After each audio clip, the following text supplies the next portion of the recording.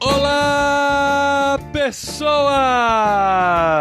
Podcastirmãos.com de número 352 entrando no ar. Eu sou o Paulinho, estou aqui com a esposinha Adriana, que decorou vários versículos na edição revista e corrigida da Almeida. Nossa, isso é verdade. Agora meus meninos estão decorando em outra versão, tá dando um bug no cérebro aqui. Foi com a edição corrigida que eu descobri o que é debalde. Pesquisa aí no dicionário, mas tem lá na corrigida. Eu não sei o que é debalde, deve ser alguma coisa embaixo dele. Não coisa... é, não é. Não? Eu sou a Adriana e eu estou aqui com o Paulinho, que não gosta muito de ler a Bíblia de manhã, ele prefere ler à noite, olha só. Tô aprendendo a ler de manhã, vai, é bom começar com um devocionalzinho de manhã. Eu prefiro de manhã.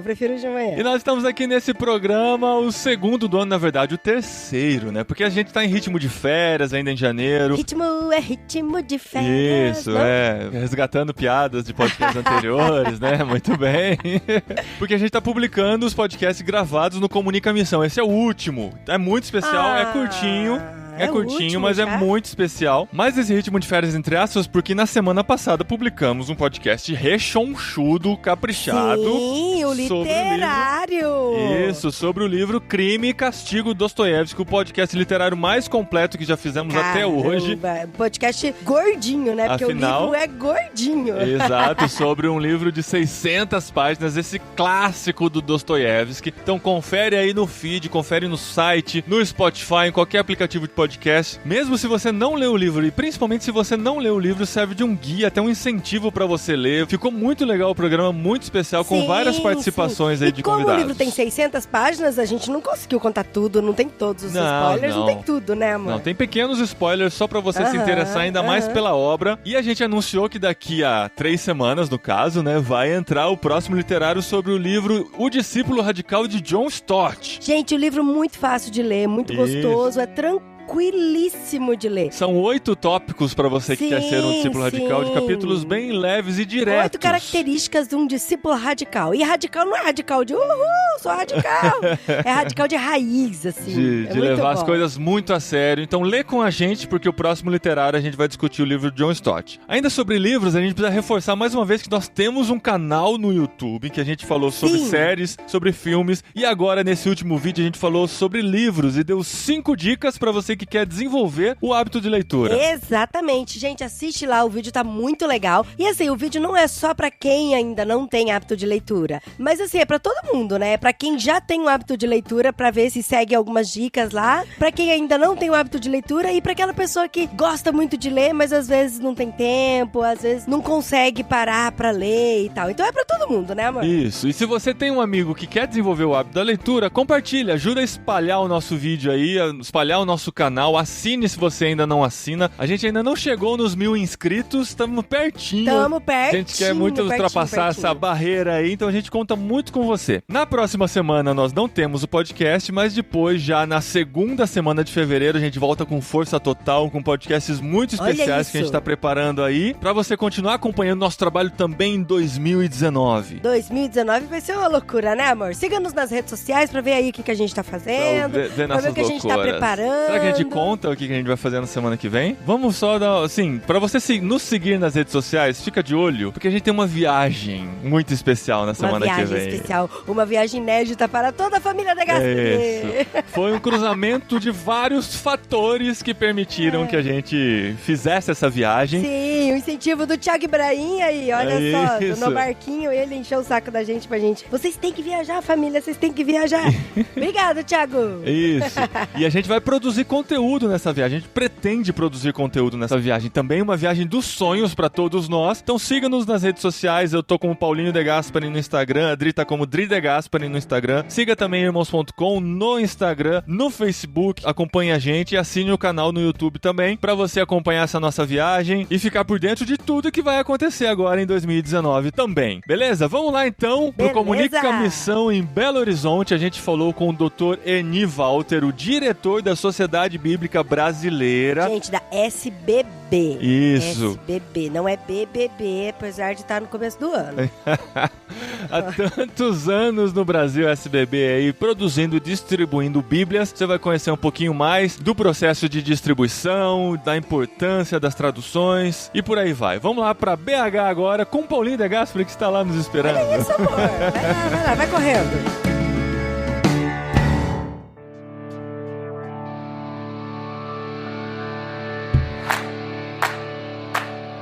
Muito bem, estamos ao vivo aqui no Comunica Missão em Belo Horizonte. Essa galera precisa reagir, cadê? É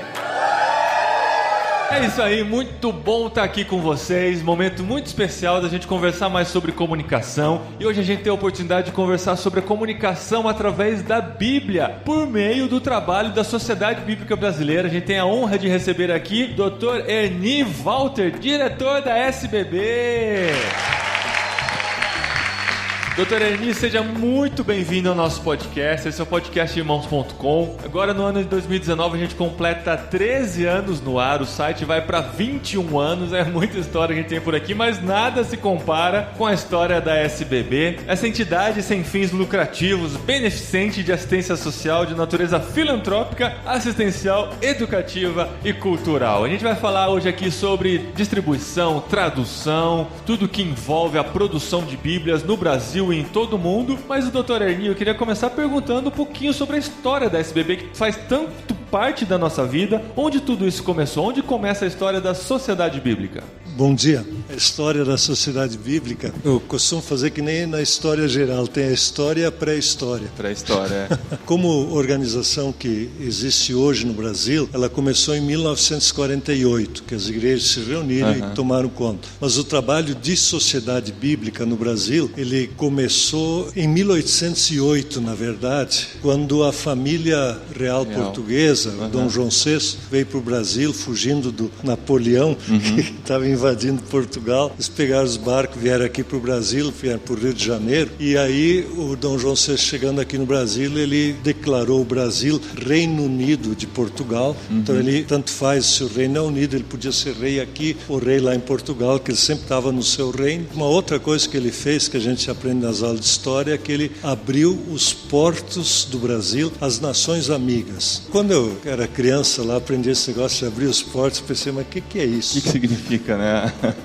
Era para abrir para o comércio, na verdade. E quem eram as nações amigas? Na verdade, a única nação amiga de Portugal naquele momento era a Inglaterra. Por quê? Porque o resto da Europa estava dominado por Napoleão, que expulsou o imperador para cá. Quando essa notícia chegou na Inglaterra, a recém-fundada Sociedade Bíblica Britânica e Estrangeira, ela foi fundada 4 anos antes, ela fez uma impressão de Novos Testamentos do Almeida em português. Fez uma edição de 20.000 cópias, 8.000 ela separou para mandar para Portugal assim que desse, e as outras 12.000 mandou para o Brasil. Como o negócio era lento, era caravela, chegou aqui em 1809. Foi a primeira distribuição de Bíblias no Brasil, 1809. Então aí começa o trabalho. Até 1809, o que tinha de Bíblia no Brasil era muito escasso. Era se alguém trouxesse consigo. Veio Bíblia, por exemplo, que tem na Biblioteca Nacional no Rio, tem uma cópia de Gutenberg, da Bíblia de Gutenberg. Mas isso veio porque veio a biblioteca, depois ficou aqui. Então na biblioteca havia nas igrejas algumas Bíblias. Mas não existia uma distribuição de Bíblia no Brasil. O povo não. A primeira que chegou foi em 1809. Isso. E sociedades bíblicas existem no mundo todo,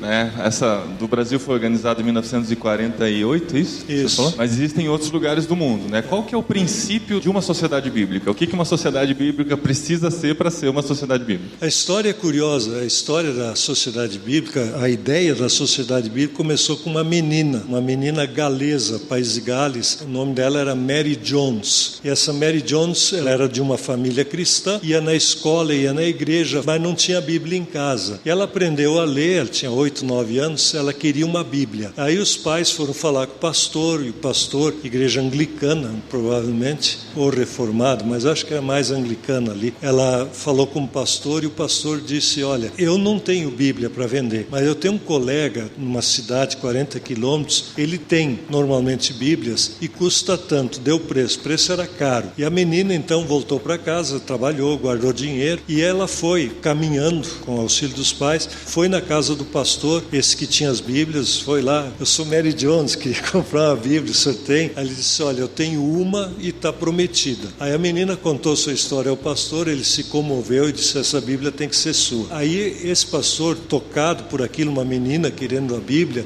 ele fez um movimento com as igrejas e com os cristãos. Ele disse, ninguém deveria ficar sem Bíblia. E o princípio que eles fundaram em 1804, a Sociedade Bíblica Britânica e Estrangeira, tinha 3 frases. A Bíblia é para todos, todos é todos, numa linguagem que possa entender, aí vem o princípio da tradução da Bíblia, sempre você traduz para a língua daquele povo, e a um preço que possam pagar. Esse de um preço que possam pagar é um princípio bem interessante. Por exemplo, se a Bíblia custa 100 dinheiros, qualquer moeda do mundo, e a pessoa pode pagar, que ela pague 100 dinheiros para ter a Bíblia. Agora, se a pessoa está na prisão e ela quer uma Bíblia, ela não pode pagar porque ela está na prisão, o preço que ela pode pagar é 0, e aí se doa uma Bíblia para ela. E assim, o preço que pode pagar é isso, cada um que pode pagar, pague pela Bíblia. E quem não tem o dinheiro, pague alguma coisa para ajudar a ter mais Bíblias. Então a Sociedade Bíblica nasceu com a ideia de distribuir Bíblias. Isso. Mas hoje no Brasil, na realidade que a gente tem hoje, com tantas traduções, com tanta disponibilidade de Bíblia, a distribuição hoje já não é mais o maior problema que a gente tem para fazer as pessoas terem acesso à Bíblia, né? Quer dizer, acesso elas têm. Mas qual que é o desafio da Sociedade Bíblica hoje? Essa coisa de acesso é um pouco diferente de lugar para lugar. Se você pensa nas grandes cidades, mais na região central da cidade, até tem bastante acesso. E a maioria das pessoas tem Bíblia em casa, alguma Bíblia. Em casa, Mas quando você vai para as periferias, já não é tão fácil o acesso. E quem mora na periferia, vir para o centro da cidade, se não é por causa do trabalho, é outra aventura. Então esse é um problema. As periferias das cidades não têm tanta Bíblia assim. E outro, no Brasil, são as regiões longínquas. Por exemplo, a Amazônia e outros lugares, ali a Bíblia custa chegar. Então a questão do acesso ainda em algumas coisas é problema. Com o tamanho do Brasil que a gente tem. A segunda coisa, que é um pouquinho da circunstância cultural onde a gente vive. Se eu chego, por exemplo, aqui em Belo Horizonte, no centro da cidade, umas 4, 5 Bíblias debaixo do braço, e vou parando o transeunte ali, a pessoa que passa, digo, você quer uma Bíblia? Mas quantas pessoas querem uma Bíblia? Eu acho que o pessoal, a grande maioria diz,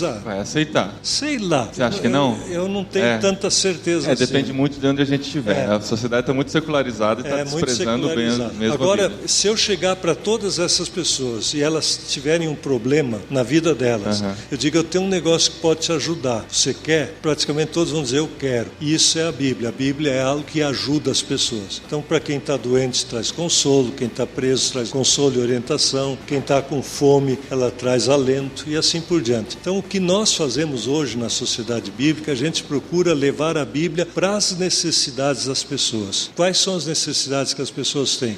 Por exemplo, vamos tomar uma necessidade que não é, a gente às vezes fala que é de muitos jovens, mas não é só de jovens, a questão da drogadição, dos viciados, né? Droga é um problema em todo mundo, também no Brasil. O drogado está feliz, ele acha que está, mas quando o cara é drogado, ele quer sair daquilo. Eu tenho uma coisa que pode ajudar, a palavra de Deus ajuda. E aí você pode usar a Bíblia para ajudá-lo. Se o cara está com problema na família, a Bíblia pode ajudar e assim por diante. Então nós procuramos ver qual é a necessidade das pessoas e aí a Bíblia é muito bem-vinda, muito bem aceita. E vocês têm trabalho voltado além da distribuição, então tem um trabalho de acompanhamento de pessoas e de discipulado. A gente chama isso de projeto. Aliás, eu ouvi uma frase de um senhor que é uma personalidade pública, ele disse o seguinte, aqui no Brasil também se procura proibir a Bíblia na escola, mas se incentiva que a gente leve a Bíblia na prisão. Se a gente conseguisse inverter, né? Levar a Bíblia para a escola, talvez não tinha tanta gente na prisão. Então essa é a questão, né? Como é que você faz? Muito bom.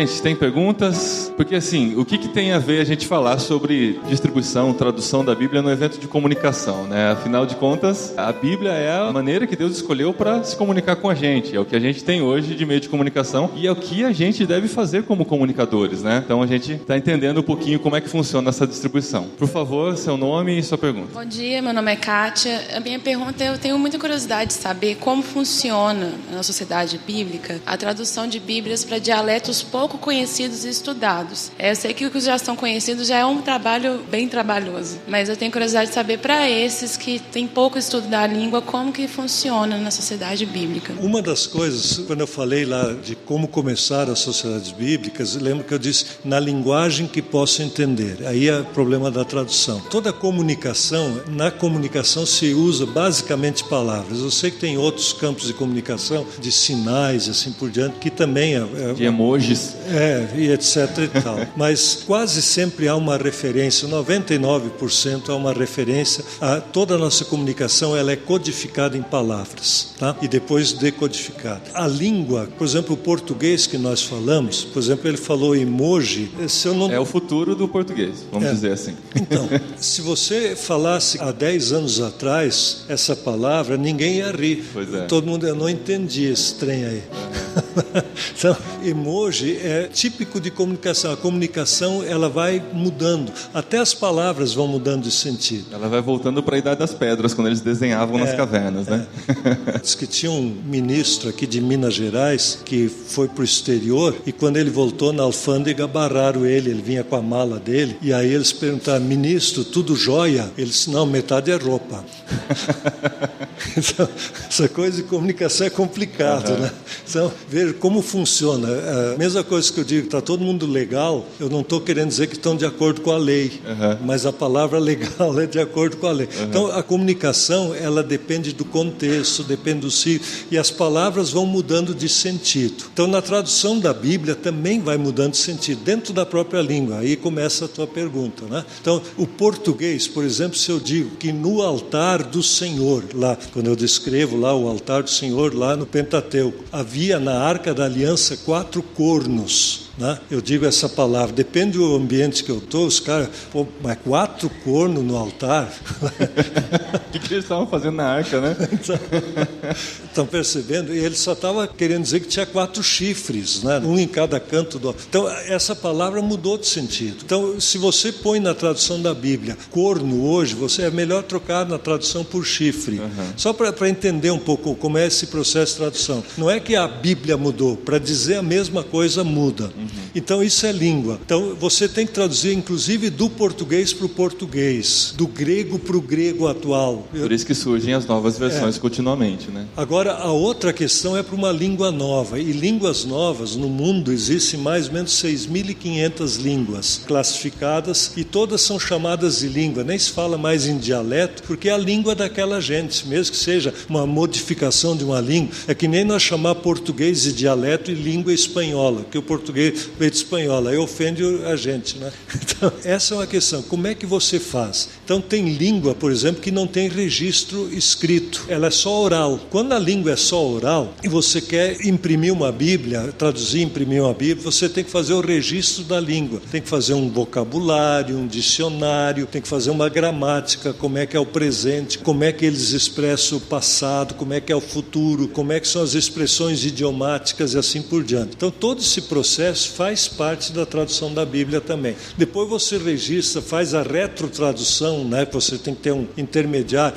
Isso que está dito aqui, diz para mim o que significa a tradução. Aí você vê se a tradução está boa, quando a pessoa diz o que aquilo significa na língua dele. Porque o tradutor às vezes não entende a outra língua. Então todo esse processo leva anos, não tem como fazer. Não tem um Google que você põe lá o traduzir e sai pronta a Bíblia do outro lado. Nem nas línguas existentes funciona bem. Imagina na Bíblia. Então, todo esse processo as sociedades bíblicas e outras agências de tradução fazem para que a Bíblia seja traduzida para o mundo inteiro. Eu vi que tem uma nova tradução de Almeida, né? Isso. Vocês estão lançando a Bíblia de Estudo, inclusive. O que é essa nova... É uma nova tradução ou é uma atualização da mesma versão? Quando a gente põe Nova Almeida, é porque ela tem como base Almeida. Almeida foi um tradutor lá de 1700, 1800, que vem até os nossos dias. Agora, quando quando Almeida traduziu para o português era diferente de hoje.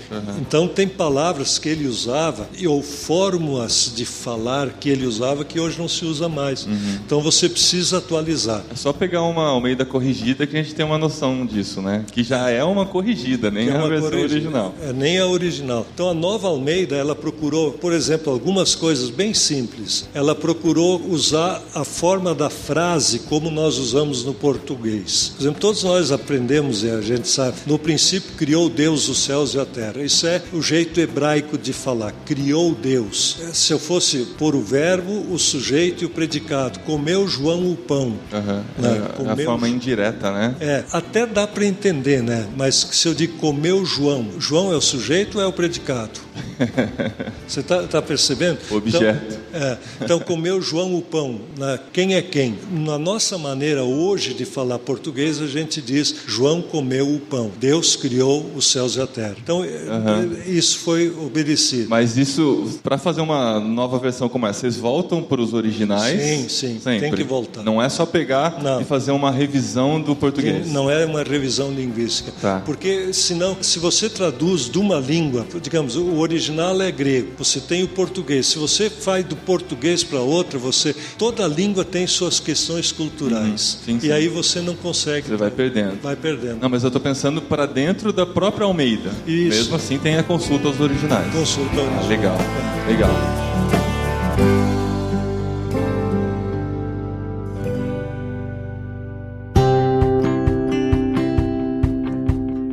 Bom dia, gente. Meu nome é Sandra. Se não me engano, em 2009, 2010, a Sociedade Bíblica lançou um projeto da Bíblia escrita pelo povo. Eu trabalhava em uma livraria evangélica e o pessoal, assim, ficava muito feliz em poder participar. Então, eles chegavam e era mais ou menos copiar mesmo, sem rasura, mas eles teriam essa oportunidade de estar participando desse evento. Depois eu saí da livraria e eu não sei mais como ficou. Poderia explicar pra gente, por favor? Era o projeto da Bíblia manuscrita. Foi em 2008, primeiro ano da Bíblia no Brasil. O que a gente queria com aquele projeto? Que cada pessoa tivesse a experiência de copiar a Bíblia. Até 1500, a grosso modo, até Gutenberg, para o sujeito ter uma cópia da Bíblia, ele tinha que copiar a mão. Não tinha outro jeito de fazer. Até 1500. Então, a Bíblia impressa é 1/4 da história, desde que a Bíblia existe.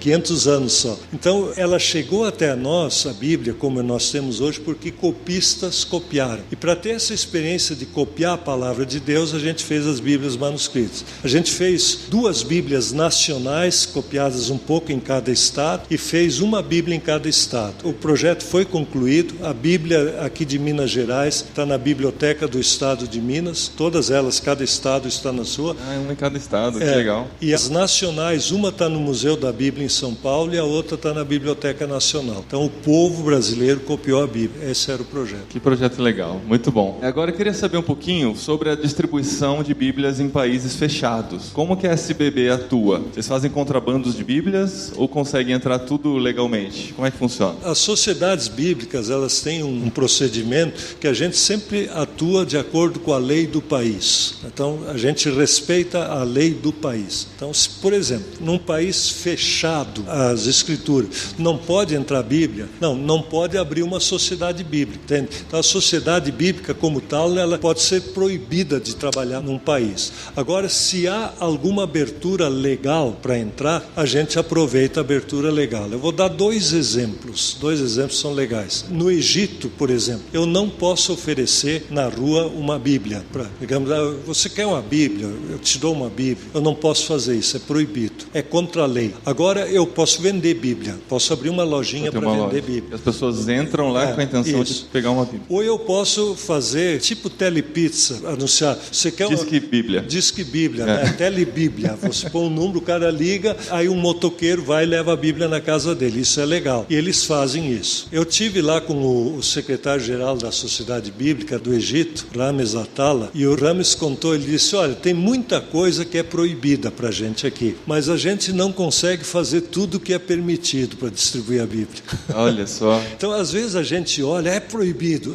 É proibido isso, é proibido. Mas tem muita coisa que pode fazer, você faz. Então, aproveita o que pode ser feito, que é muito mais fácil. Agora, se é proibido, como é que eu faço? Eu tento achar um lugar, uma maneira. Da mesma coisa nesses países proibidos, eu posso entrar com uma mala de Bíblias? Às vezes pode, entra com a mala de Bíblias, mas não pode abrir uma sociedade bíblica. Então, a sociedade bíblica como tal, ela não se instala. Legal. Ó, a gente tem um grupo no Telegram de irmãos.com e eu falei que a gente ia gravar sobre distribuição de Bíblias e tal, e uma pessoa me mandou a pergunta. Pergunta para ele sobre a compra de Bíblias por pessoas físicas. Conheci um idoso que distribuiu sozinho cerca de 8.000 Bíblias ao longo da vida, sempre comprando direto da SBB. Como é que funciona se alguém quer ter um trabalho como esse de distribuição de Bíblias? É normal nas sociedades bíblicas, tem uma palavra que eu acho que faz parte do dicionário evangeliquez, que é colportor. Não sei, já ouviram falar essa palavra, colportor? Como? Comportor já.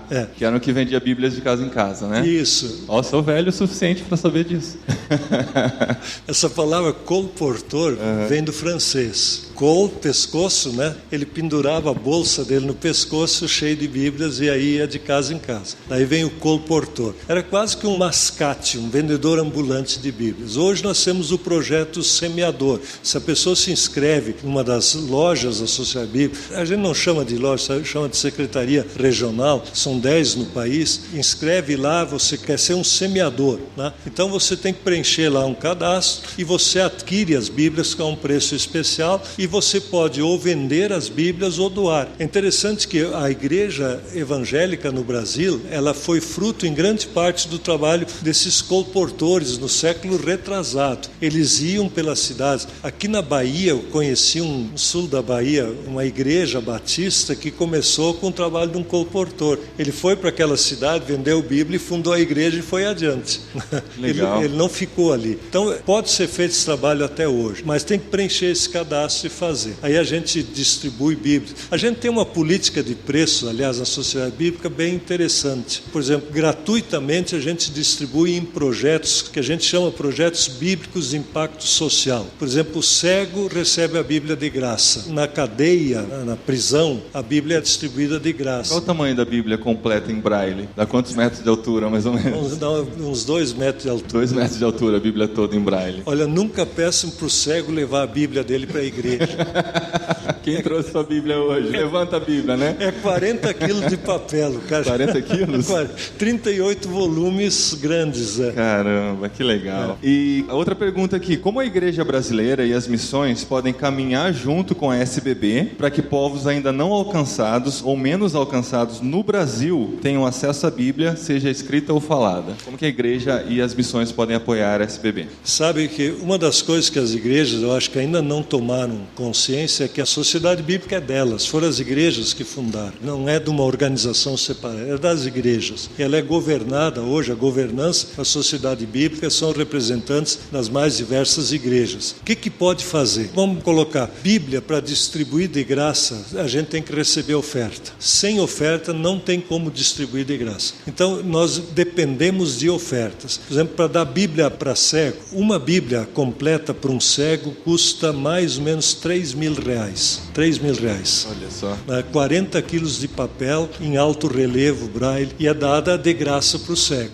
Para dar, precisa alguém doar. Entenderam? Então a igreja pode participar. E existem necessidades especiais, por exemplo, quando dá uma inundação numa região, uma cidade. Lembra que quando a barragem aqui estourou e inundou várias cidades? Nós distribuímos Bíblias nas casas que foram inundadas, para aquelas pessoas. Porque quando inunda, se eles tinham Bíblia, não tem mais. É mesmo. E a Bíblia traz esperança. Então, em todo que é lugar que a gente distribui. Como é que consegue distribuir? Depende de oferta. Eu tive na semana passada na Venezuela. Uma Bíblia na Venezuela hoje, a Bíblia mais econômica, é mais ou menos 3 meses de trabalho do trabalhador para ele comprar a Bíblia. Nossa. Então não tem como comprar a Bíblia, né? Ou ele come ou ele compra a Bíblia. Então, as sociedades bíblicas, nós não podemos doar para outro país, pela pela lei brasileira. Ah, é? Não pode? Não, nós Vocês não podemos produzir. Mas a gente pode receber uma encomenda de outra sociedade bíblica, a gente faz e manda. Então eu estive lá distribuindo Bíblias para os pastores, né?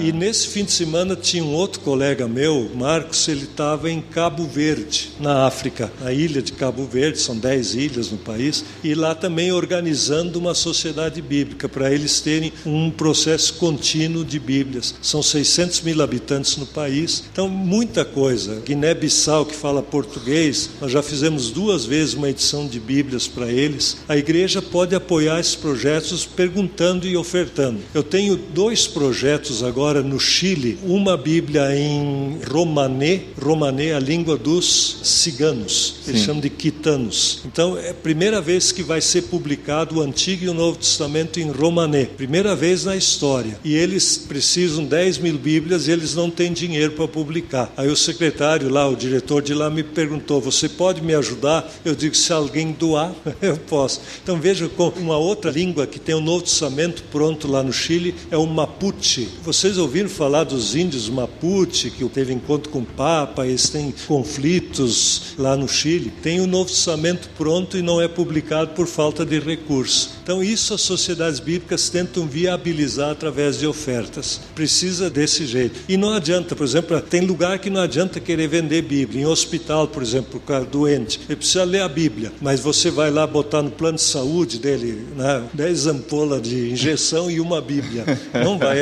Não vai pegar, né? Então a igreja tem que doar. Então é assim que a gente vive. Tem uma história que eu gosto muito. Qual é a melhor tradução da Bíblia? Né? Aí perguntaram para um... Devem perguntar muito, né, isso? Aí perguntaram para um senhor, ele disse, a melhor tradução da Bíblia é a tradução da minha mãe. Ah, que legal. Aí o cara, como assim? Ele disse, olha, minha mãe traduziu a Bíblia tão bem para mim que eu sigo a palavra de Deus até hoje. Que legal, com a vida dela, né? Então a melhor tradução da Bíblia é a tradução que vocês fazem para a vida de vocês, né? Leiam a Bíblia, apliquem na vida de vocês, vocês vão ver que vale a pena. Muito bom. Salva de palmas. Obrigado. Muito obrigado.